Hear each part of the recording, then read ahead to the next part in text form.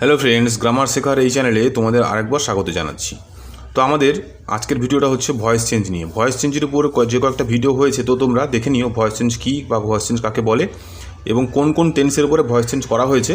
তো সেই ভিডিওটা কিন্তু আগে করা হয়েছে এবং 2-3-4টা মতো ভিডিও হয়েছে। তোমরা প্লেলিস্টে গিয়ে কিন্তু সেখান থেকে সমস্তগুলো ভিডিও থেকে 1 নম্বর 2 নম্বর করে ভিডিওগুলো দেখে নিও, যাতে তোমাদের সুবিধা হবে। ঠিক আছে, যারা যারা আগে থেকে ভিডিওগুলো দেখছো তারা কিন্তু এই ভিডিওটা কন্টিনিউ করো, আর যারা প্রথম দেখছো তারা কিন্তু এই ভিডিও দেখার সাথে সাথে আগেরগুলো দেখে নিও, যাতে তোমাদের ভয়েস চেঞ্জ সম্পর্কিত যাবতীয় কিছু জানার কিছু রয়েছে বা যে সমস্ত প্রবলেমগুলো হয় সেগুলো তোমরা একেবারে খুব সহজে সলভ করে ফেলতে পারো। ঠিক আছে, তো গ্রামার শেখার এই চ্যানেলে তোমাদের একদম A to Z গ্রামার শেখানো হচ্ছে।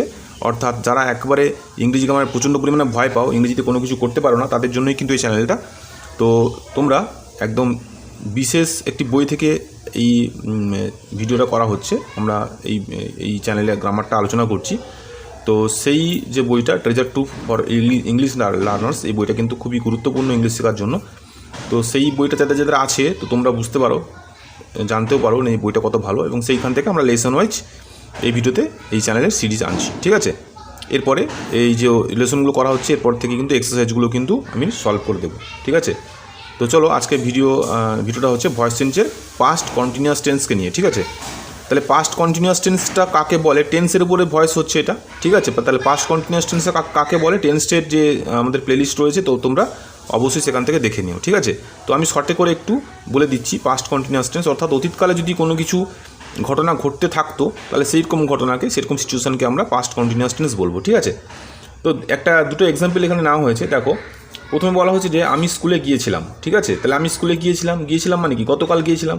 তাহলে এরকম একটা যে সেন্টেন্সটা, কথাটা, এটা কিন্তু আমরা পাস্ট কন্টিনিউয়াস টেন্সকে বোঝাবো। ঠিক আছে, সেন্টেন্সটাকে করা হয়েছে, দেখো, I was going to school. ঠিক আছে, তাহলে আইটা হচ্ছে সাবজেক্ট, ওয়াজটা হচ্ছে বি ভার্ব, আর গোটা হচ্ছে ভার্ব, তার সঙ্গে আইএনজি যোগ হয়ে গেছে, বাকিটা হচ্ছে অবজেক্ট। ঠিক আছে, একইভাবে দেখো, মা ভাত রান্না করেছিল। তাহলে মাদার ওয়াজ কুকিং রাইস। ঠিক আছে, তাহলে মাদার সাবজেক্ট, ওয়াজটা হচ্ছে বি ভার্ব, একে বি ভার্ব বলা হয়, এবং কুকটা হচ্ছে ভার্ব, তার সঙ্গে আইনি যোগ হয়ে গেছে, এবং ওটা হচ্ছে অবজেক্ট। ঠিক আছে, আশা করি তোমরা পাস্ট কন্টিনিউয়াস টেন্সটা খুব সহজে বুঝে গেলে। বিস্তারিত জানার জন্য তোমরা টেন্সের সিরিজ থেকে তোমরা দেখে নিও। ঠিক আছে, কিন্তু এখানে যখন আমরা পাস্ট টেন্সের ভয়েস চেঞ্জ করতে যাচ্ছি, তো এই ভয়েস চেঞ্জে কিন্তু কিছু বিশেষ গঠনরীতি রয়েছে। ঠিক আছে, সেই গঠনরীতিগুলো কিন্তু তোমরা অবশ্যই এখান থেকে দেখে ভালো করে মুখস্থ করে নিও। দেখো কী করে করা হয়েছে। তো ভয়েসে যে দুটো হয়, অ্যাক্টিভ ভয়েস এবং প্যাসিভ ভয়েস। ঠিক আছে, অ্যাক্টিভ ভয়েস এবং প্যাসিভ ভয়েস, অ্যাক্টিভ ভয়েস করতে দেওয়া থাকে, প্যাসিভ ভয়েস আমাদের করতে হয়, কখনো কখনো আমাদের ব্যতিক্রমও থাকে, অর্থাৎ উল্টোটা করতে দেওয়া থাকে। ঠিক আছে, তো প্রথমে আমরা কী করবো, কতগুলো নিয়ম এখানে দেওয়া হয়েছে। প্রথমে অ্যাক্টিভ ভয়েস দেওয়া থাকবে, অর্থাৎ তার যে সাবজেক্ট থাকবে। ঠিক আছে, যখন প্যাসিভ আমরা করতে যাব, তখন সেই অ্যাক্টিভ ভয়েসের সাবজেক্টটি কিন্তু প্যাসিভ ভয়েসে অবজেক্ট হিসেবে বসে যাবে। ঠিক আছে, 2 নম্বর কী বলছে দেখো, আবার অ্যাক্টিভ ভয়েসের যে অবজেক্ট থাকবে। ঠিক আছে, তাহলে একটা সেন্টেন্সের সাবজেক্টও থাকে এবং অবজেক্টও থাকে, তাই তো। তাহলে প্রথমে সাবজেক্টটা আমরা অ্যাক্টিভ ভয়েসের সাবজেক্টটা প্যাসিভ ভয়েসের অবজেক্ট হিসেবে বসে যাবে, আবার অ্যাক্টিভ ভয়েসে যখন অবজেক্ট আমরা নিব, তখন সেটা কিন্তু আমরা প্যাসিভ ভয়েসের সাবজেক্ট হিসেবে বসবে। ঠিক আছে, এটা হচ্ছে আমাদের ফার্স্ট কন্ডিশন। ক্লিয়ার?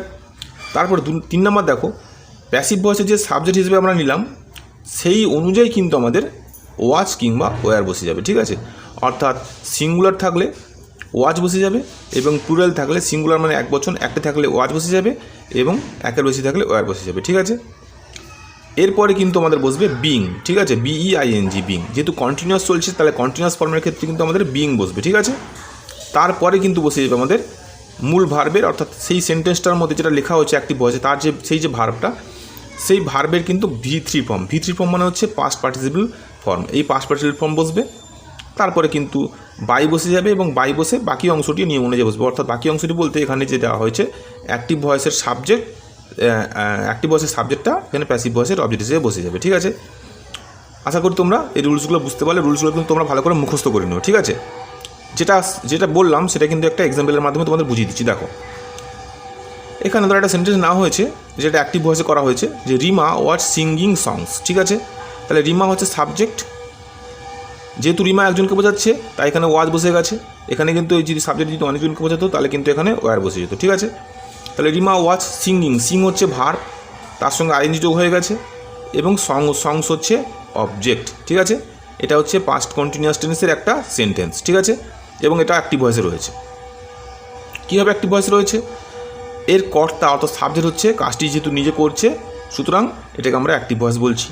এবার এটাকে কিন্তু আমরা প্যাসিভ ভয়েসে করতে দেবো, অর্থাৎ পরীক্ষাতে তোমাদের যদি এটা দেওয়া থাকে তোমাদের কিন্তু এই জিনিসটা করতে হবে। এবং এই এটা যে করা হয়েছে, এই যে নিয়মগুলো শেখানো হলো উপরে, সেই নিয়ম অনুযায়ী কিন্তু জাস্ট বসিয়ে গেছি। ঠিক আছে, দেখো তাহলে প্যাসিভ ভয়েস করছি। তাহলে এখানে কী বলা হয়েছে যে অ্যাক্টিভ ভয়েসের যে অবজেক্ট অর্থাৎ এই সংসটা প্যাসিভ ভয়েসের ক্ষেত্রে সাবজেক্ট হবে। তাহলে প্যাসিভ ভয়েসের ক্ষেত্রে সাবজেক্ট হয়ে গেছে। এবার দেখো সাবজেক্ট অনুযায়ী কিন্তু এখানে ওয়াচ কিংবা ওয়্যার বসবে। সাবজেক্ট কী আছে? সংস আছে। সংসটা কি না, এখানে কিন্তু প্লুরাল ফর্ম রয়েছে, অর্থাৎ সং মানে গান, সংস মানে হচ্ছে গানগুলি। তাহলে যেহেতু এখানে প্লুরাল ফর্ম রয়েছে, বহুবচন রয়েছে, সুতরাং সেই বহুবচন থাকলে কিন্তু এখানে ওয়্যার বসে যায়, তাই ওয়্যার বসে গেছে। তাহলে সংস ওয়্যার, ঠিক আছে। তারপরে বিং বসবে, তাহলে বিং বসে গেছে, ঠিক আছে। তারপরে ভার্ব রয়েছে, ভার্ব কোনটা? ভার্ব হচ্ছে সিং, সিংয়ের ভিত্তি ফর্ম হচ্ছে সাং, ঠিক আছে। তাহলে সিং সাং হয়ে গেছে। নিয়ম অনুযায়ী একটা বাই বসে গেছে, এবং যেহেতু এই সাবজেক্টটা এখানে নাউন, সুতরাং নাউন যা থাকে তাই হয়, তাই এখানে নাউন কিন্তু এখানে বসে গেছে, ঠিক আছে, বাই রিমা। তাহলে কী হলো? Songs were being sung by Rima, ঠিক আছে। এই সাবজেক্ট যদি প্রোনাউন থাকতো, শুধুমাত্র যদি নাউন থাকে, তাহলে নাউন যদি অ্যাক্টিভ ভয়েসে নাউন থাকে, প্যাসিভ ভয়েসেও কিন্তু নাউন হয়ে যাবে, ঠিক আছে। কিন্তু যদি এই সাবজেক্টের জায়গায় অবজেক্ট থাকে, তাহলে কিন্তু অবজেক্ট কিন্তু তার নিয়ম অনুযায়ী পরিবর্তিত হয়, ঠিক আছে। অবজেক্ট এখানে যা থাকবে, অবজেক্ট না, প্রোনাউন যদি থাকে এখানে, তাহলে নাউন থাকলে নাউন যা থাকবে তাই এখানে বসে যাবে নাউন। আর যদি এখানে প্রোনাউন থাকে, তাহলে প্রোনাউন কিন্তু এখানে সেই নিয়ম অনুযায়ী কিন্তু এখানে পরিবর্তিত হবে। তাহলে কী নিয়ম অনুযায়ী পরিবর্তিত হবে তোমরা কিন্তু ভয়েসের ফার্স্ট ভিডিওটা তোমরা দেখে নিও, ঠিক আছে। সেখানে কিন্তু একটা ছক করে দেওয়া হয়েছে, সেই ছক অনুযায়ী কিন্তু তোমরা এই নিয়মটা পেয়ে যাবে। আশা করি তোমরা নিয়মগুলো বুঝতে পারলে, ঠিক আছে। এবারে বই থেকে কিছু এক্সাম্পলটা নিয়ে দেখি সেখানে কীরকমভাবে করা হয়েছে, ঠিক আছে। চলো দেখো এখানে করা হয়েছে, অ্যাক্টিভ ভয়েসে দেওয়া হয়েছে তোমরা একটি বাড়ি তৈরি করছিলে, ঠিক আছে। সেন্টেন্সটা করা হয়েছে তোমরা একটি বাড়ি তৈরি করছিলে। তাহলে ট্রান্সলেশন করা হয়েছে, দেখো you were building a house, ঠিক আছে, you were building a house. তাহলে ইউটা হচ্ছে প্রোনাউন, ইউর পরে কিন্তু ওয়্যার বসে, তাই ওয়্যার বসে গেছে। বিল্ডটা হচ্ছে নির্মাণ করা, অর্থাৎ মূল ভার তার সঙ্গে আইএনজি হয়ে গেছে, এবং এই হাউসটা হচ্ছে অবজেক্ট, ঠিক আছে।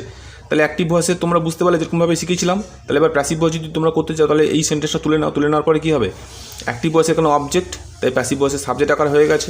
তাহলে এ হাউস যেহেতু সিঙ্গুলার ফর্ম রয়েছে, তাহলে আমি আগেই বলেছিলাম সিঙ্গুলার ফর্মের পরে ওয়াচ বসে, তাই ওয়াচ বসে গেছে। তারপরে একটা নিয়ম অনুযায়ী বিং বসে, দেখো বিং বসে গেছে। এবারে ভার্ব হচ্ছে এটা বিল্ড, BUILD বিল্ড। এই বিল্ডের ভিত্তি ফর্ম হচ্ছে বিল্ড, BUILT বিল্ড হয়ে গেছে। তারপরে নিয়ম অনুযায়ী বাই বসে, এবং যেহেতু এখানে প্রোনাউন আছে ইউ, এখানে প্রোনাউন কিন্তু ইউ থাকলে ইউ বসে যাচ্ছে, ঠিক আছে। তাহলে a house was being build by you. তাহলে তোমাদের দ্বারা একটি বাড়ি তৈরি করা হচ্ছিল, এরকম টাইপের, ঠিক আছে। আবার দেখো এখানে বলা হয়েছে যে কৃষকটি জমি নাঙ্গল করছিল, the farmer was plugging the field, ঠিক আছে। একইভাবে এখানকার ল্যান্ডটা কিন্তু এখানে অ্যাক্টিভ ভয়েসের ল্যান্ডটা কিন্তু প্যাসিভ ভয়েসের সাবজেক্ট হয়ে যাবে। তাহলে the land was being plugged by the farmer. তারপরে দেখো সে বিমলকে অনুরোধ করছিল, তাহলে হি ওয়াজ রিকোয়েস্টিং বিমল, ঠিক আছে। তাহলে Bimal was being requested by him, ঠিক আছে। তারপরে দেখো আমি একটি গান গাইছিলাম, তাহলে I was singing a song, তাহলে a song was being sung by me, ঠিক আছে। তারপর দেখো জেলেটি মাছ ধরছিল, the fisherman was catching fish, ঠিক আছে। তাহলে ফিশটা হচ্ছে এখানে অবজেক্ট, এখানে হবে সাবজেক্ট। তাহলে ফিশ ওয়াজ বিং কট, ক্যাচের ভিত্তি হচ্ছে কট বাই দ্য ফিশারম্যান, ঠিক আছে। স্বপ্না মধুর গানগুলি গাইছিল, তাহলে স্বপ্না ওয়াজ সিঙ্গিং দ্য সুইট সং, তাহলে দ্য সুইট সং হচ্ছে এখানকার অবজেক্ট, অ্যাক্টিভ ভয়েসের অবজেক্ট। তাহলে প্যাসিভ ভয়েসের সাবজেক্ট হবে, তাহলে দ্য সুইট সংস। তাহলে এখানে যেহেতু সংস করা হয়েছে, তাহলে প্লুরাল ফর্ম রয়েছে সাবজেক্টটা, তাই এখানে ওয়ার বসে গেল। তাহলে the sweet songs were being sung by Swapna, ঠিক আছে। আশা করি তোমরা বুঝতে পারলে। এই সেন্টেন্সগুলো কিন্তু তোমরা খাতাতে তুলে নিয়ে প্র্যাকটিস করো এবং ভিডিওর মাধ্যমে তোমরা মিলিয়ে নিও, ঠিক আছে।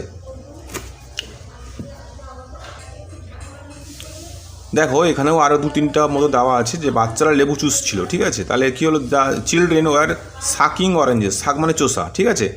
তাহলে অরেঞ্জেস, তাহলে এখানে অরেঞ্জেসটা এটা অ্যাক্টিভ ভয়েস রয়েছে, প্যাসিভ ভয়েস তোমরা করো।